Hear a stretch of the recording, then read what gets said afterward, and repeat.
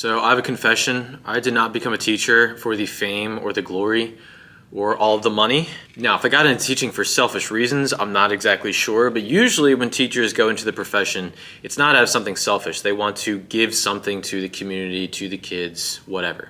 As a teacher in training or a new teacher, I think it's important to establish your why. Why are you doing this? When I went to school, there was talks of vocation or like higher purpose. It's not necessarily higher power, but what is the higher purpose or calling in your life, and how can that be fulfilled within your career? In teaching, it's kind of easy to establish a vocation or the higher purpose.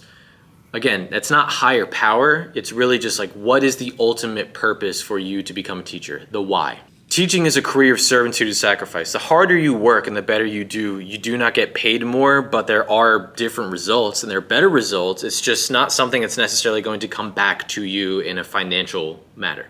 And no matter what your why is or your higher purpose, you still have to work around these standards, the curriculum, building objectives, all the other things, or we'll call them the obstacles. Whatever your why is, if you could define it into a mission statement or a what, that's going to be beneficial for you. So what is your mission statement? What is your higher purpose? I'll give an example. Mine is to develop students' understanding of the universe and to help them find their place within it. So I teach social studies, but I could fulfill that purpose in math, science, English. The purpose, I can use history to reach that higher purpose.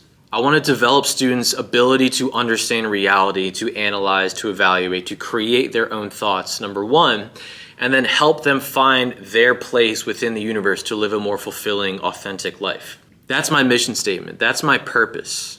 The what, whatever your mission statement is, then turns into the how. How do I do that within the field in which I'm working?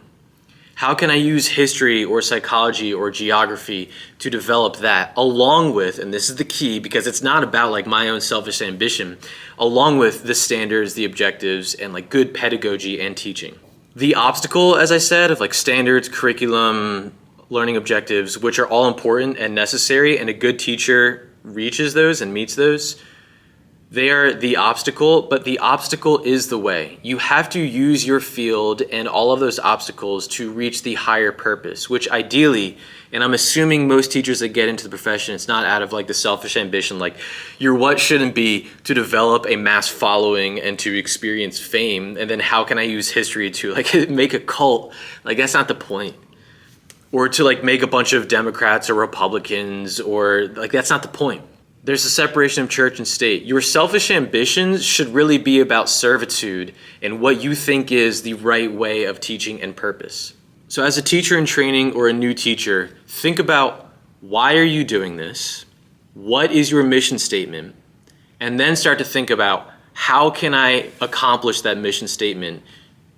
Working with the obstacles. The obstacle is the way. How can I use history to reach the higher purpose? And just a plea, make sure your higher purpose is about servitude. If it's totally selfish, then I don't think you got in the right position or career. Think about your why, define your what, consider the how. So I'm making these videos to help up-and-coming teachers, new teachers, veterans. It doesn't really matter. This job is very complicated and it's easy to become overwhelmed. I'm not perfect. I'm not the best teacher out there, despite the mug. I made that at Walmart. If you have questions, please put it in the comments. If you have topics you want me to address, please put it in the comments. Show this to other teachers. I just want to help. That's it. So please help me help you any way I can. Again, I'm not perfect, but I do feel part of my vocation is to make a difference in education and help other teachers. Thank you very much. Have a great day. Vote for me.